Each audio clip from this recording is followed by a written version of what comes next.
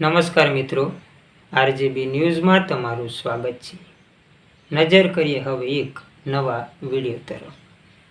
કોઈ પણ માણસને તમે સમય આપશો એટલે તે વધારે તટસ્થ બનશે, તેને કામયાબ થવાના નવા રસ્તા મળશે।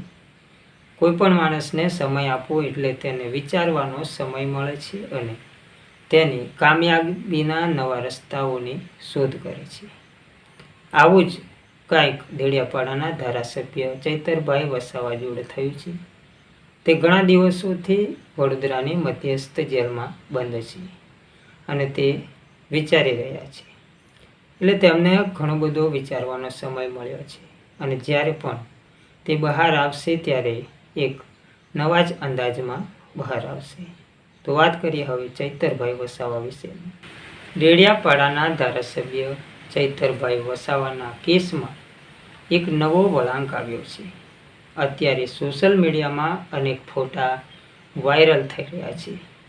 ચૈતર વસાવા પર એ પ્રકારનો આરોપ છે કે સંજય વસાવા પર કાચનો તૂટેલો ગ્લાસ માર્યો અને મોબાઈલ ફોન માર્યો અને મહિલા સભ્ય ચંપાબેન વસાવા જોડે અભદ્ર ભાષાનો ઉપયોગ કરીને અપશબ્દો બોલ્યા છે।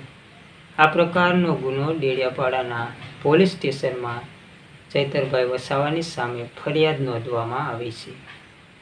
ત્યાંની જાહેર જનતા તરફથી ચૈતરભાઈ વસાવાને ફૂલ સપોર્ટ મળી રહ્યો છે। માણસો પોતાના મોઢા ઉપર ચૈતરભાઈ વસાવાના ફોટા લગાવીને ફરી રહ્યા છે। લોકોનું કહેવું છે કે એક ચૈતર વસાવાને જેલમાં પૂરી રાખશો તો હજારો ચૈતર વસાવા ઉત્પન્ન થશે।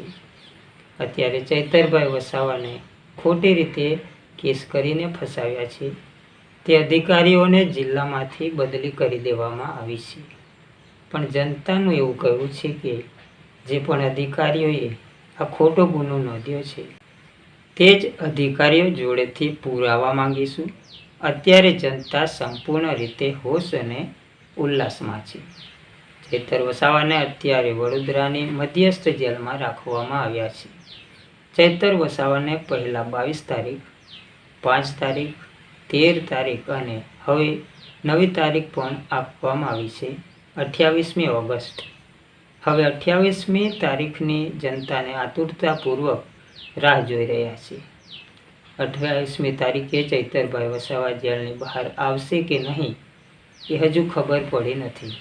તમારું શું કહેવું છે આ બાબતને અમને કોમેન્ટ કરીને અવશ્ય જણાવજો મિત્રો। આવા જ વિડીયો જોવા માટે આપણી ચેનલને પ્રેમથી સબસ્ક્રાઈબ કરી દેજો અને વિડીયોને લાઈક કરી દેજો। ધન્યવાદ।